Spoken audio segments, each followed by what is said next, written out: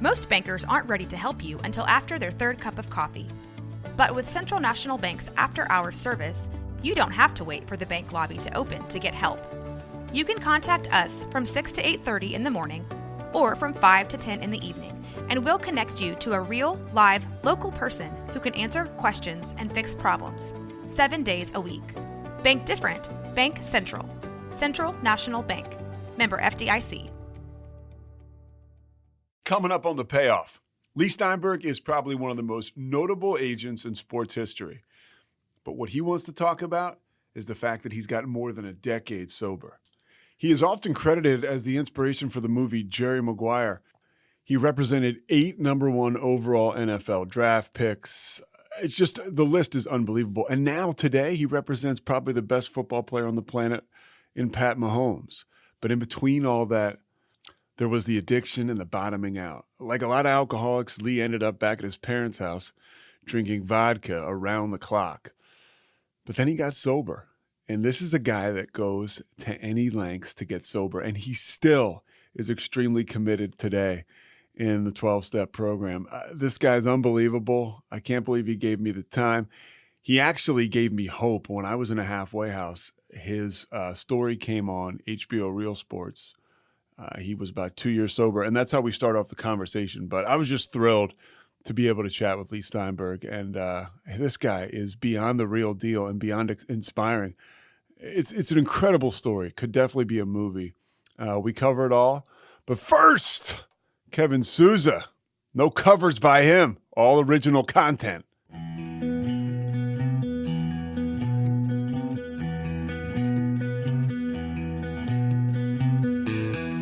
Stand by the ocean floor. I want to start by when I'd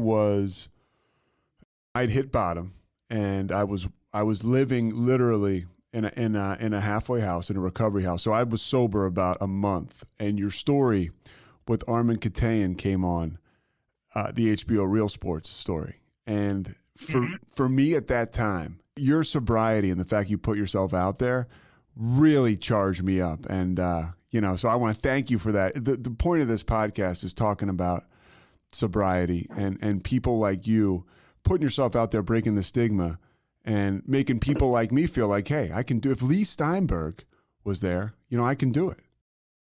I'm happy that helped you. I just have always felt like people suffer in private, they suffer and they're hopeless and helpless and think they're the only one. And the only way to really help other people is to let them know that they're not alone. And there are programs and there can be light at the end of the tunnel. By the way, is it weird for you that Jerry Maguire 25 years ago this December? Yes. In some ways it seems like very distant, and in other ways it seems like yesterday. And that's been 25 years of people running up to me in airports and coming to my dinner table, asking me to say 4 words or saying them to me that start with "show me the money." Yeah. Is that something you welcome? If you go out in public, you're going to meet people and you're going to interact with them, and you better be gracious and you better, embrace the moment. They might be somebody interesting you'd like to meet. How often do people come up to you and talk to you about the fact that you've been open about your sobriety? All the time. And it actually sort of depends how I'm dressed. If you look the way you look on television, then people will come up, and if you're just sort of fitting in the crowd, then you just go ahead and live your life. But look, we live this short moment on the planet. And so the question is, how are we going to spend that time? I was brought up by a father who believed that 2 core values were incredibly important outside of spiritual ones. And that was, 1, treasure relationships, especially family. And the second was try to make a meaningful difference in the world and help people who can't help themselves. So to the extent that that my story of crashing behind alcohol and working my way back and continuing to do the things necessary to stay sober, if that helps someone else, then I'm really happy. You mentioned your parents. You were raised by a teacher and a librarian outside of Los Angeles, or I guess in Los Angeles. What was your childhood like? It was lots of fun. I had two brothers. We traveled a lot in the car.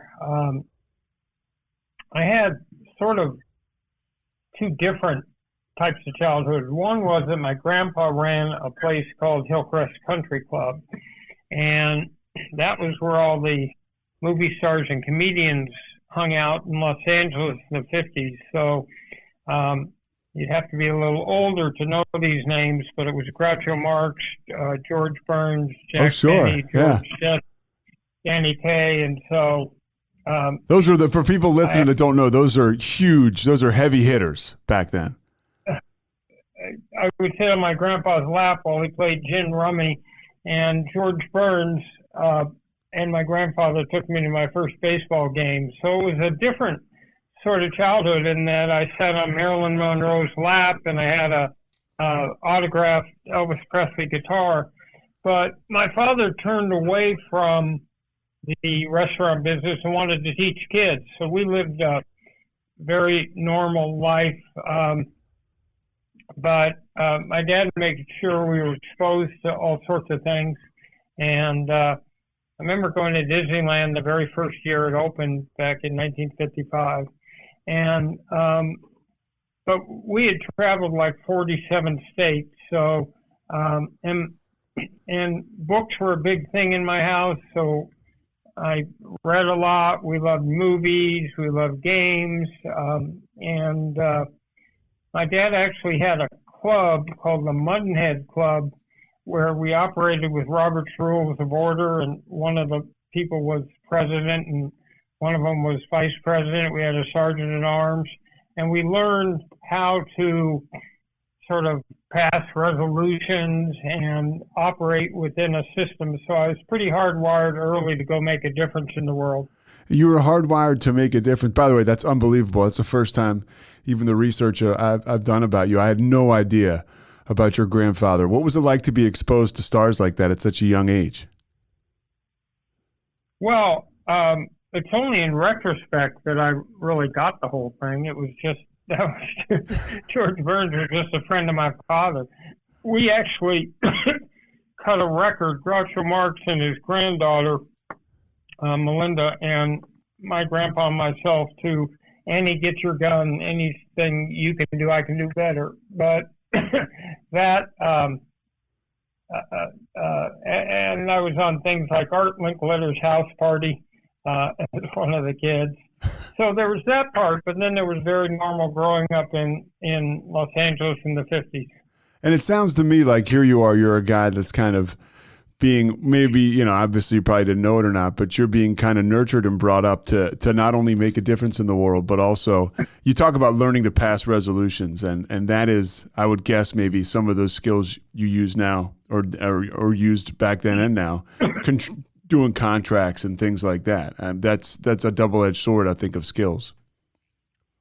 What I learned was that the most important skill in life is listening. It's being able to draw out another human being and cut below the surface with their understanding their unique value system, their unique priorities, and getting below surface responses so that you can ultimately understand someone's deepest anxieties and fears and their greatest hopes and dreams. And doing that allows you to see the world the way another person can see it, and through their eyes, and then you can navigate your way through life gracefully. And for you, as you were navigating life early on, was there drinking, like as a kid or in high school? No, I had there wasn't really alcohol in our house, so I had no exposure at all till I got to college. And you went to college. Where'd you go? To UCLA for a year, and then you transferred to Berkeley, and you start to really make Right. you start to really make a difference. The things that your parents instilled in you, now you're starting to be a part of a lot of causes on campus and sort of a transformational force. Well, I'm student body president at Berkeley when Ronald Reagan's governor and the war in Vietnam is going on. So all the counterculture, long hair and tie-dye and rock music and herbal substances and every other change that occurred in the late 60s, we were sort of at the vortex of it. And I learned everything I needed to learn by being student body president and then president of the law school and the rest of it. It was all political skills. It was all how to get along with people and find consensus and the rest of it. And everything I needed to learn about negotiating, I learned from interacting with Governor Reagan, because he would crack down on the campus and I would have to defend it. So you would have interaction with Ronald Reagan? I did. We had sort of a showdown in front of the Board of Regents one day where he said to me, "Weren't you the same Mr. Steinberg who was sitting in front of troop trains in Oakland in 1960? And I said, "Well, Governor, I was close to 10 years old, so I was much closer to playing with toy trains and sitting in front of troop trains, but that shows your usual adherence to veracity and fact." So that got it going, and it was funny. Later on, he gave me a commendation in the White House, but it wasn't all that funny when we were demonstrating. Now, you became a real attractive person on campus, I think. Is it true that you had Steve Bartkowski was on your hall, a quarterback? So I was going to law school, and I was an undergraduate. I was a dorm counselor in an undergraduate dorm. And law schools at real quick, law schools at Berkeley? Yes. Okay. It was called Gold Hall then. It was Berkeley's law school. And so I'm living in a dorm sort of as the RA or dorm counselor. And they moved the freshman football team into the dorm. And one of the students is the quarterback, Steve Bartkowski. I mean, we had other interesting people. It was only 150 guys, but we had a young guy named Steve who went down to Apple and Steve Wozniak. Steve Wozniak Yeah. was in our dorm. We had Brian Maxwell, who went out and developed and created the company Power Bar. We had Rob Swenson, who was another all-pro football player. But anyway, 4 years later, I'm out of law school. Bartkowski's become the first pick in the first round of the draft, and he asked me to represent him. So he'd already been taken first?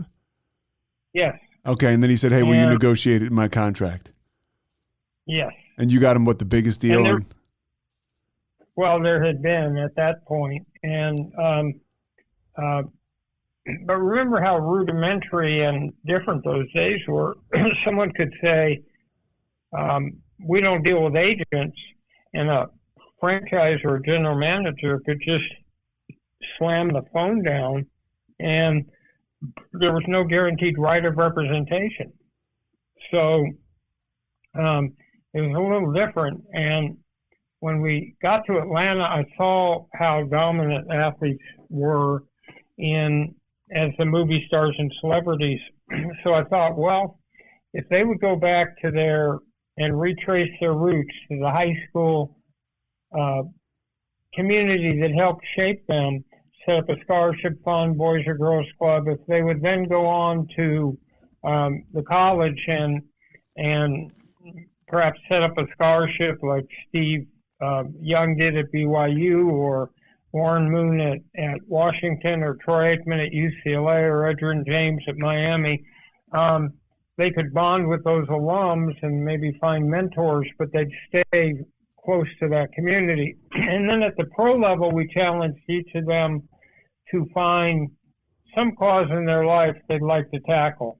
And so we would set up a charitable foundation with the leading political figures, business figures, and community leaders in that city. And there were programs like Warwick Dunn, the former running back of Atlanta, who put the 175th single mother and her family recently into the first home they'll ever own by making the down payment and having Home Depot, outfit it. So it's athletes changing lives. And so that's been the fundamental hallmark of the practice in the last 46 years. Do you think that's what made you so attractive to clients? I mean, young guys like a guy like Drew Bledsoe or somebody who is from a small town and they come to the big city and they meet you, and you're sort of disarming. You were California cool, you were laid back, and you had different values probably than the other agents. I think, again, listening is so important, so that instead of staying on the surface, I have always taken the time to not so much talk, but to try to draw out. Men don't share quite as easily. I'm sure some of your female listeners will attest to that. They're deep emotional feelings, right? So you have to draw it out and put together, represent a player holistically, where you really get him or her and lay out something that stretches from being a role model to path to the draft to a first contract to a long career, hopefully to the Hall of Fame, and then on into second career. So preparing them for whether it's business or coaching or media, but it's dealing with the whole person and seeing all the ways you can enhance their life. Well, your life starts to get enhanced because you really kind of explode as an agent when you get Steve Young and you get him a huge deal in the USFL. Was that heady stuff for you as a young man? You were what, in your late 20s, early 30s? Well, it's having been student vice president of Berkeley was about as public and high profile. It's hard to relate to those times. Walter Cronkite used to start the evening news from Berkeley, California, from Ann Arbor, Michigan, from Madison, Wisconsin, from Columbia, New York. The campuses are aflame.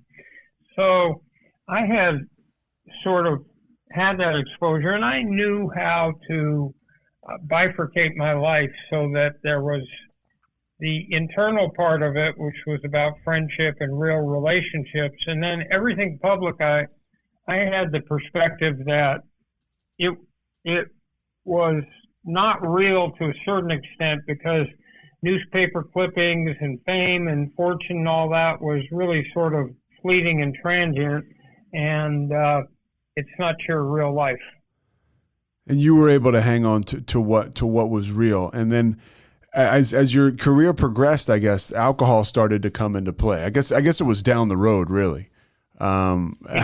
It came late because I was one beer Steinberg, and sort of joked about because I would drink a half a beer and start to get a little buzz, and I'd back off. And it wasn't. And remember, we were also a generation that had a close acquaintanship with herbal substances, right? Yeah, well, I get the drift, yeah. So it was not a big deal, and I wanted to be functional, so I didn't want to lose control. And so to evolve from that point to where I ended up was stunning, but it certainly didn't happen overnight. I was highly functional. Till the end at work. I just was missing days, and but at that point in my life, we were doing football. Eventually, we did 64 first-round draft picks, and the first pick in the first round 8 different years. half the starting quarterbacks. Eventually, 12 of the players got to the Hall of Fame, and baseball had a big practice with stars like CC Sabathia and Pudge Rodriguez and Sean Green and Matt Williams. And then in basketball, I had some high draft picks. And then I did boxing with Lennox Lewis and Oscar De La Hoya and the U.S. team at the World Cup. And all the way along, the athletes were doing amazing things in the world. And achievement was my drug. Achievement. And it was so exciting that I didn't really need to be intoxicated a whole lot. Yeah, and you mentioned you were kind of in the Disneyland of drinking. I mean, you were at your Super Bowl party was always the best. I knew that even back when I worked for Mike George and SFX. Like that Saturday Super Bowl party was everybody wanted to get into that. And when you say the Disneyland of drinking, what do you mean by that? That everywhere that alcohol was an integral part of the whole world I lived in. That people went out for a beer. There were endless amounts of banquets, endless amounts of events, and generally they'd have top drawer alcohol everywhere, and people would get drunk and then they'd laugh about it the next morning. And so you walk into commissioner's party, there's like a big ice sculpture with vodka going down it, right? There's when you walked into the commissioner's party, they would hand you a drink. As you walked in with scantily clad waitresses giving you drinks, everybody drank. And it was just a normal part of it. Remember that marijuana was against the law, but alcohol was legal. Yeah. And so early on, I realized I didn't have a ton of alcohol tolerance, and would start to get buzzed with the first drink. So, I had the normal experiences where, I'd get drunk but wake up the next morning highly functional. And that whole pattern didn't change until much later. When did it start to become an issue? I mean, you've got this roster of clients. It's a who's who of the NFL. And so I got to believe that's sort of empowering. And I got to believe it's probably easier to shake off a hangover when you're going and closing a deal for Troy Aikman as opposed to the guy who's living under the bridge. But when did it really start to evolve? There came a period where I started to feel powerless. My two sons were diagnosed with an eye disease called retinitis pigmentosa, which starts with night blindness and leads to narrowing of the visual field. And when I was drinking a little bit late at night when my marriage wasn't going that well. But that would be at 10 or 11. I wouldn't spend, and I never drank during the day. But that happened. My father died a long death from cancer, which he had been a rock in my life. And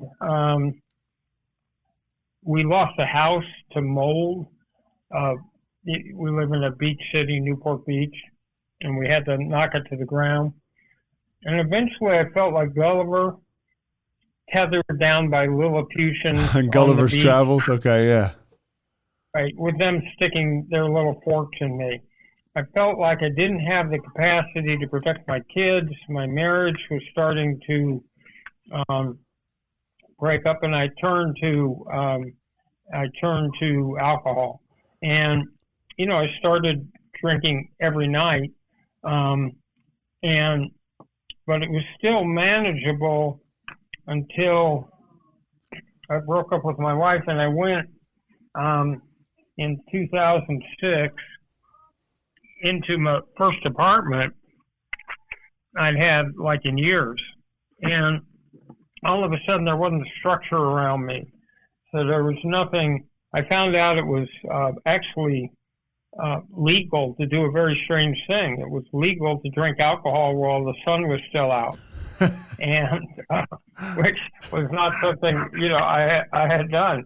And so all of a sudden, living on my own, depressed, and all the rest of it, 2006, 7, 8, 9, and 10 became years in which I was struggling, and I tried to go to some rehabs, and I would master the knowledge about the dysfunctional brain, and I would understand brain chemistry, dysfunctional family, all of it, except I couldn't stop drinking.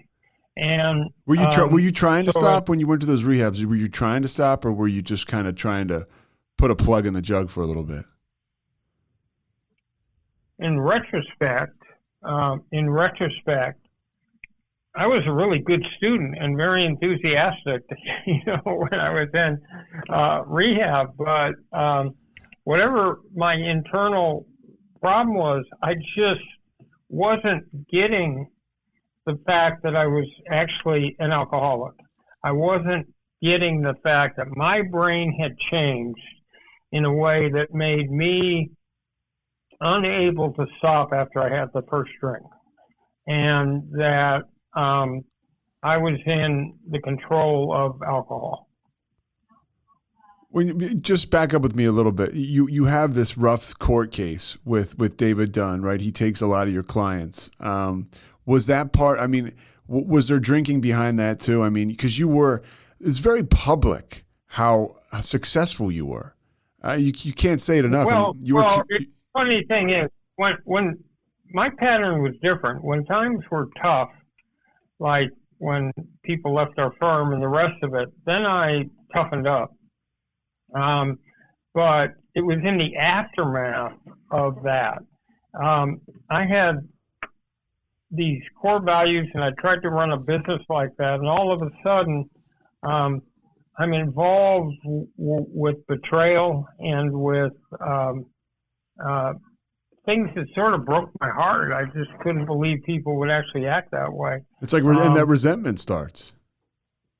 Right. And so, of course, there was woe is me, but we still had a great practice. All through this, we're having athletes raise money for charity. I'm doing the Secretary of State, Madeleine Albright, and I put together a program to take minefields out of in Cambodia and Angola and Mozambique. I trained 10,000 young people in the fight against hate, but there start to be days I miss where I start drinking early in the day, and all of a sudden I can get an alcohol content up that was much different than having a few drinks late at night, and much higher. And we're clever as alcoholics, and so there were people who tried to help me. I mean, they would take my wallet away, they would take my keys to my car away, and I'd be alone in my condo. But that didn't stop me from drinking. I mean, I would go down to the grocery store, and I'd say, me, I'm in here all the time. I forgot my wallet at home. And all of a sudden, they allow me to leave with a big bottle of vodka. And so our cleverness and stealthiness, is the undoing, right? So one that people didn't try to help me, they did. When you you had so many players that you represented in so many different sports and walks of life, did you ever have, and I'm not asking for names, but I got to assume there were people who bottomed out due to drugs and alcohol. And there had to be a plan that I would think you would probably institute because you were probably as close to these guys or girls as anybody. Did you ever think about that when you were kind of bottoming out? Like, man, like I remember when such and such was having problems and we tried to, did you have a better understanding for addiction? I understood it, but it was like I didn't understand how transformed my own brain had become. So yes, I understood it. Look, I went to some of the best rehabs in the country. I went to one that was $10,000 a day and was near Harvard and was the most sophisticated deal there was. I could not stop drinking until the end, and then I got to the point where I realized that I was missing too many days, and I finally broke denial, shut down my business, gave it to the younger agents, shut down my condo, and went back in 2010 to live with my parents. And I had been reduced to sitting on my dead father's bed, and the only thought I had is, where can I find more vodka? The world looks different behind the handlebars of a Rad electric bike. Grabbing takeout looks less like greasy styrofoam boxes and more like a cross-town adventure. Ride shares look less like piling into the back of a car and more like grabbing fresh air with your friends. And commuting can even start to look like the best part of your day. That's because with Rad, the world is what you make of it, not what it makes of you. See for yourself with a 14-day free trial. Find your fun at radpowerbikes.com.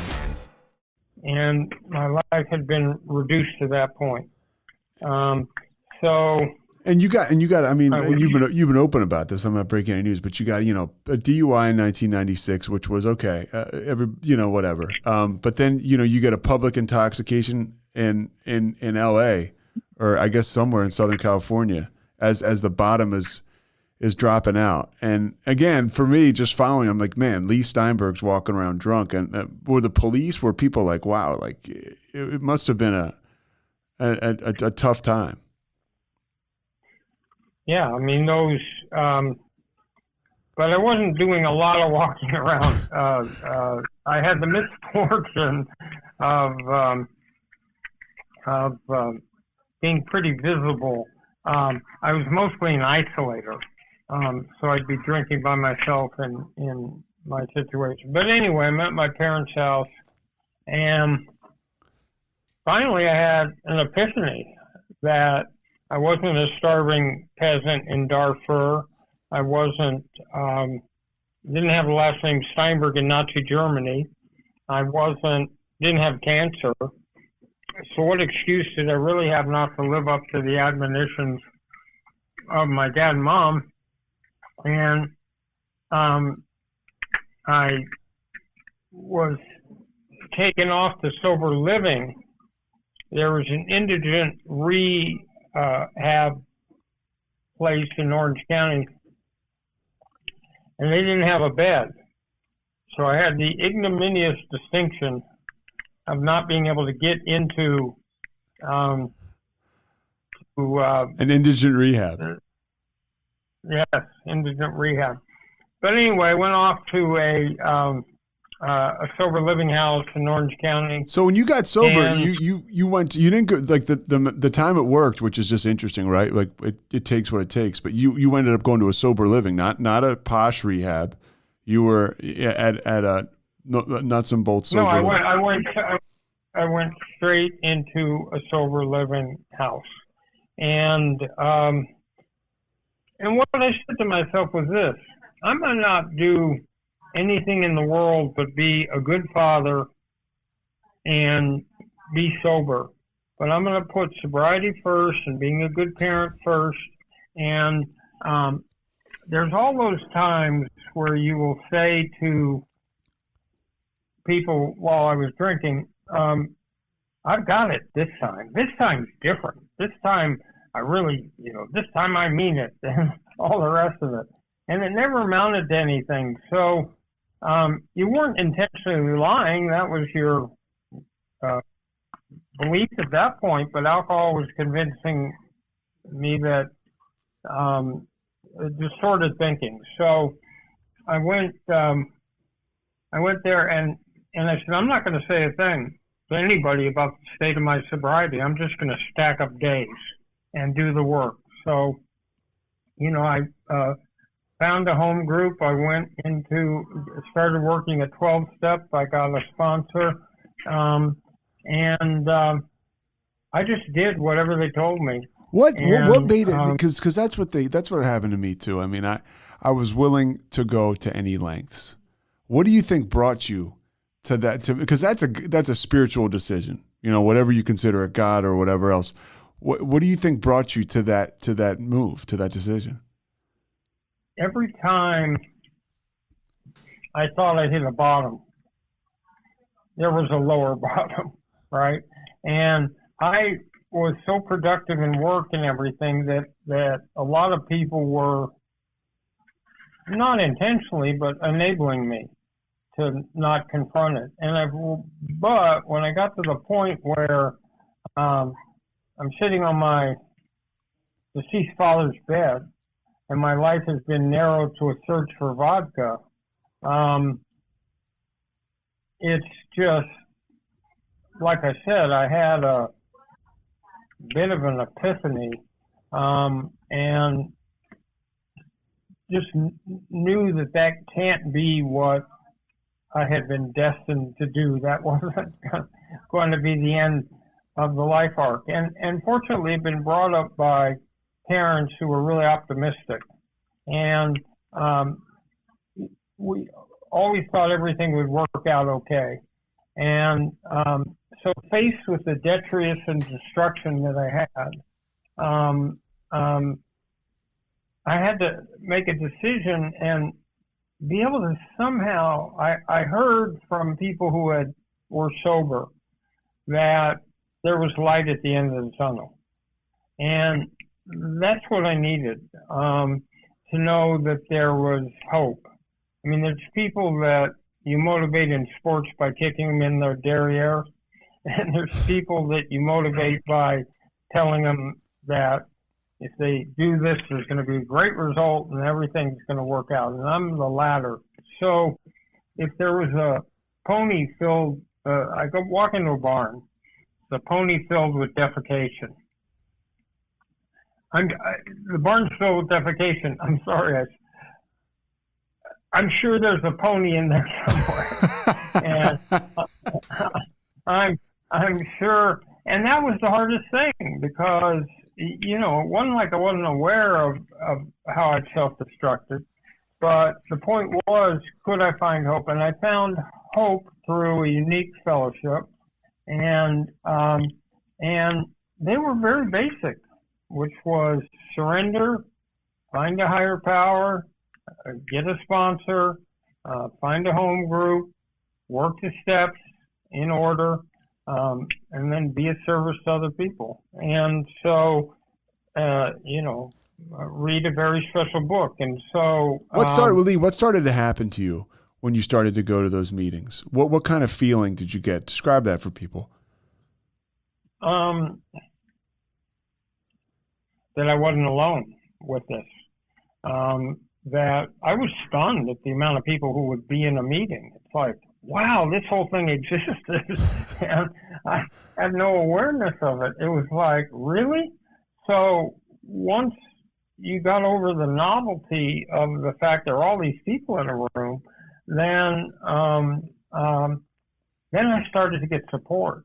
And people reached out, and I started to listen to things people shared from the podium. And things like HALT. If you're hungry, angry, lonely, tired, that doesn't.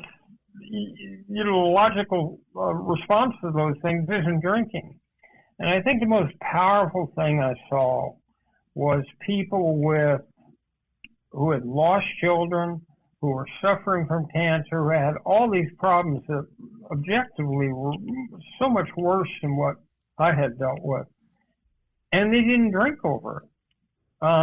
In other words, those things about my kids and my father and the rest of them, I saw those kinds of experiences happening to other people all the time.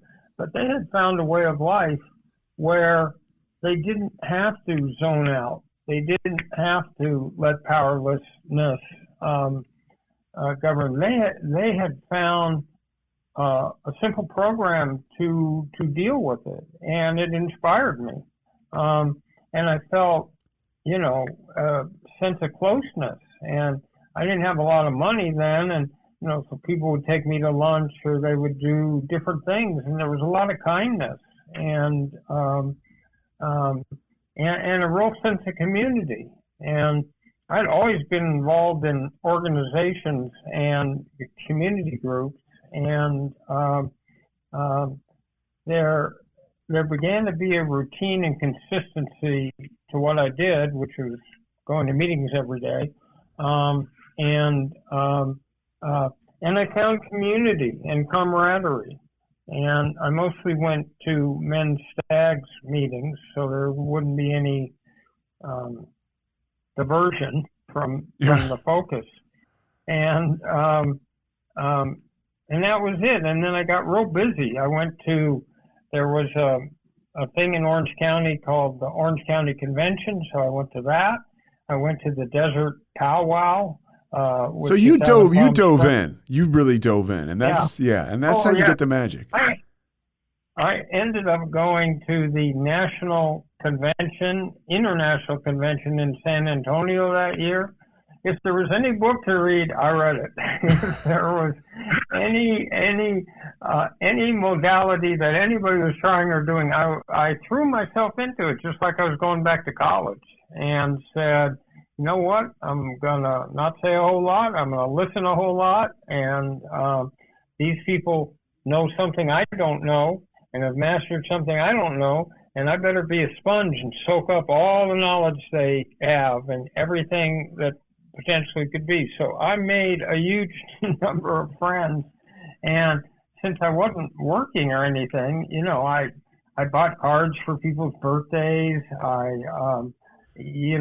put together a huge group of friends. So I surrounded myself with a big support group, and lived in sober living for 9 months. And did that kind of carry you? Like that sounds like sobriety, I think, can be kind of a tailwind. Did that move you back? Whether it's the spirituality, the power of the group, being sober, did that move you back towards becoming an agent again? My only concern was to master the steps of and to adopt a structure that would allow me to stay sober. And I had no other ambitions than that. And so step by step, I started to aggregate days. And soon I wasn't counting days, but months. And eventually you evolved to getting the years. But I had that structure. And then my next priority was two of my young daughter and my oldest son stayed with me. My youngest son didn't talk to me the whole time he was at USC Film School. And was this because of the drinking? Yes, because he didn't know that father, and he knew a father who was an expert, always knew the answer, was steady, was consistent, and then I wasn't. And so, I felt a lot of guilt over that. And so that was really key to me. So I just worked on that. And then when I got 2 or 3 years into it, I started thinking, and I didn't want to go back in the world and fail again. I didn't want to start to build relationships and do those things if I didn't have a firm handle on, I mean, I always think of myself as a bun in the oven. I'm cooking. I'll probably be cooking till I die. So I'm not a finished product, but at least I have a skill set that enables me to function. And then, as you know, eventually the cravings go away, and it's very difficult when they're there because they're irrational and they come from the amygdala or the lizard part of your brain. They aren't, conscious. They're just wired that way. So I wanted to get to the point that the cravings had gone away, and they did. And eventually, I found some people that wanted to invest in a new company I do.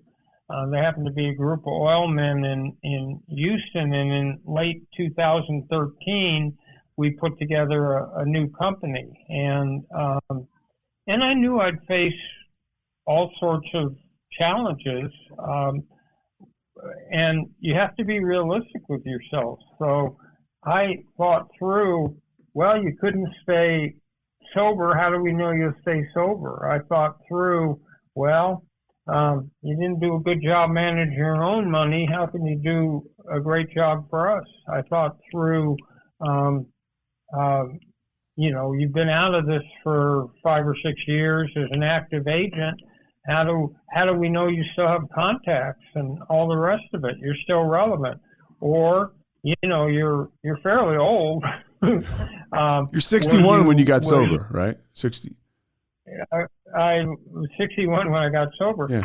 So if we count the years until that my son would play, if we had 12 years, you're going to be old. Will you be sitting on a park bench with drool coming out of your mouth? Anyway, because I don't have a divine right to represent players, I just have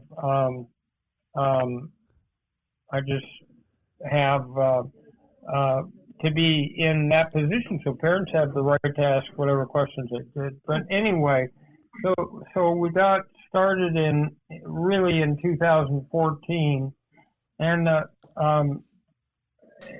got an office and I got some staff, and eventually I was joined by a younger lawyer named Chris Cabot, and then my son joined on. And the big breakthrough was in 2016, where we signed a first-round quarterback from Memphis named Paxton Lynch, who was the pick of the Denver Broncos. And I read about that. I read about that, Leigh, and he talks about he was so open about you and the connection he had with you, and how you presented to him, hey, here's my backstory. Here's the deal. And did you find that that work in 12 steps kind of enables you to do that to people?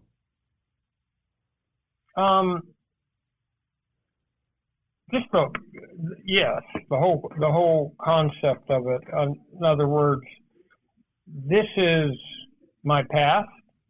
This is what I did to myself. And then again, only talked about the years. Didn't make any representations as to the fact I can guarantee you that I'll stay sober or anything. It just, all I thought was important was action. It wasn't what was coming out of my mouth. It was the fact that I continued to stack days, and then months, and then years. And so I was really open with the people, and fortunately, a lot of the people in the world of sports are pretty accepting. So we signed Paxton, and then the next year was Patrick Mahomes, and then it's built from there. I got a couple more things, and then I'll let you out of here. But when you're talking to these guys and you're connecting with them, right? You're listening to them. Do you feel like recovery has almost made you better at your job? Well, it certainly has made me more understanding of how close the edge is between productive life and the apocalypse. And I never believed that something like that would happen to me, or that I'd let it happen, or that I'd be responsible for it. So, yeah, I think there's a level at which the whole process creates more understanding. I was never very judgmental in the first place. Some of the lessons that I relearned in Alcoholics Anonymous were lessons that came out of my upbringing. In other words, trying not to have resentments, trying to make sure that if I ever had wronged anybody, I would chase them down the street to apologize. In other words, those were things taught to me by my parents. And luckily, I came out of a house where if you spilled the milk, you weren't in big trouble. If you spilled the milk and lied about it and denied it, then you were in trouble. So, in other words, it was the sort of thing where there was an understanding, we don't expect you to be perfect. We expect you to be honest and open, right? So I had a lot of that, but it was, I had just lost my bearings and was so far away from, I was so self-absorbed and so far away from that yes, working steps help put that connection together with what I already knew. How active are you today? I mean, Pat Mahomes, you humbly mentioned about Pat Mahomes. That's a $450 million plus deal that you had a huge hand in putting together for this guy. And he's probably the best football player in the world. How do you stay grounded in sobriety? Are you still active in 12 steps? Oh, absolutely. So I just came back from a spiritual retreat that I've done for 12 years. And at that, we go through the 12 steps and we go away to a mission for 3 days. And all you're thinking about is the group and the rest of it. I go to regular meetings and I keep in touch with the whole group. And basically, the core of my life has stayed the same for the last 12 years. In other words, I'm pretty much living in the same place. I'm doing the same things, and I'm close to my sponsor, and what that does. Think about it this way: if you would dedicate like an hour a day to maintaining sobriety, you would have complete freedom for the other 23 hours, right? Yeah. So it's a pretty good trade. It's a really good trade. When you were divorced when you got sober. I always find this interesting. How does Leigh Steinberg start to date again in sobriety, or does he? What's that like? Well, I didn't do anything for the first few years. I had random experiences, but I had a wonderful girlfriend who I thought I was going to marry right before it, but she broke up with me, which was another stimulant.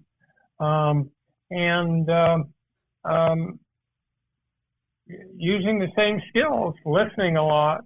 Someone once told me, if you want to stay married or stay in a relationship, when you get home, ask your girlfriend or wife or what their day was like, and then just sit and listen.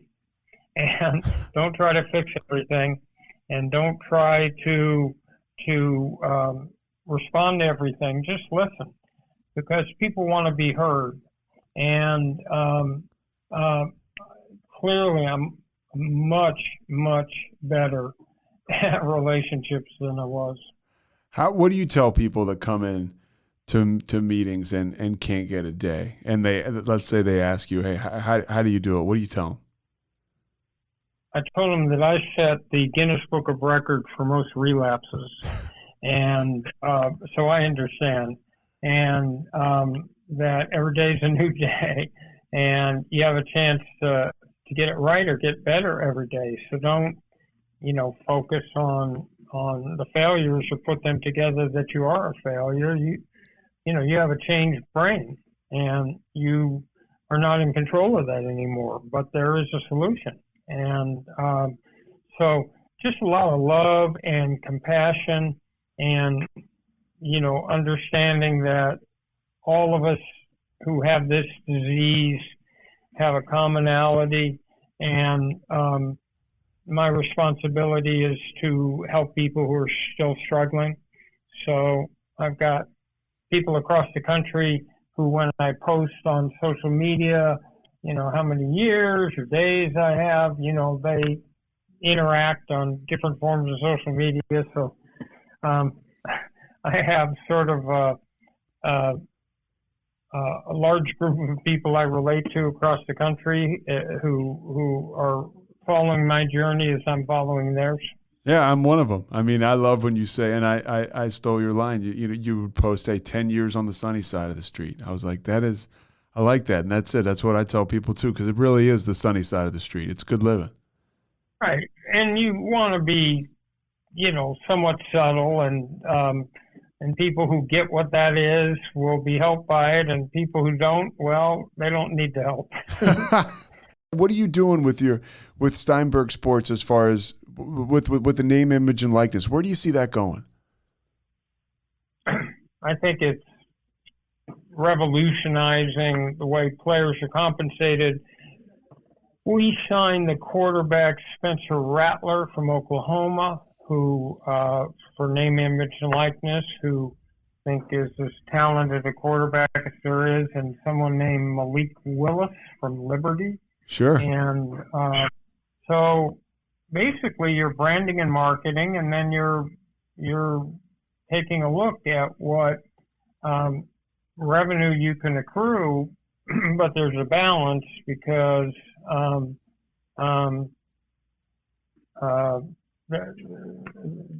there's a balance to not creating so much pressure on a young man. Like the quarterback at Alabama has not even played it down yet, and he's already got $1 million worth of deals. Yeah, that's a lot of pressure if you go out and you flop in a couple games. Now the first time you throw an interception, are people going to boo? So, you have to make sure that the engine that pulls the train is success, as a student and on the athletic field, so you don't expose someone to ridicule. How much? What's the most you think a kid can get out of this stuff financially? Oh, we could get up into the millions. It's the primary beneficiaries are college quarterbacks from high-profile programs with big alum bases. But you could also see women, if it had started earlier, all the women in the gymnastics would have been big beneficiaries. But, there are programs that play football is the most popular sport now, and there's programs that play on national TV all the time. And there's quarterbacks who succeed or other players who succeed earlier. And, I think it's a big enhancement and long overdue. Where do you think it all goes? Are we still working with an NCAA 10 years from now, 20 years from now?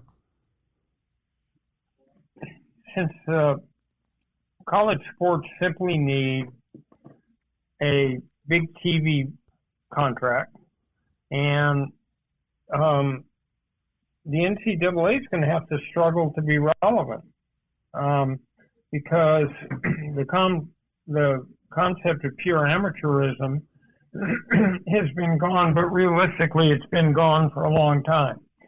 So you see what the SEC is doing, and they added Texas and Oklahoma. I mean, they've got the strength, and the big colleges have the strength. They don't really need an NCAA. I can't thank you enough for your time, Leigh. Anything else you want to get out there? Or anything? No, if you're out there and you're struggling and you're hopeless and depressed and confused, I was there, and there is help available. And there's unique fellowships and 12-step programs, and you can come back and get your life back and have a happy life. All right, Leigh. Thank you so much. I'm going to send. This will be up next Thursday. I'll send a link to Michaela if you would ever want to listen. Okay, take it easy. All right. Thanks so much for your time.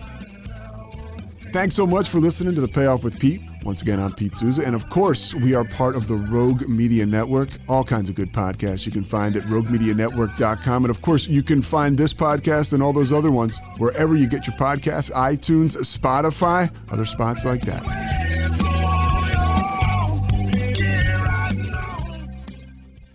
If you have a quick second, I want you to go ahead and give back a little bit to what has so freely given to you.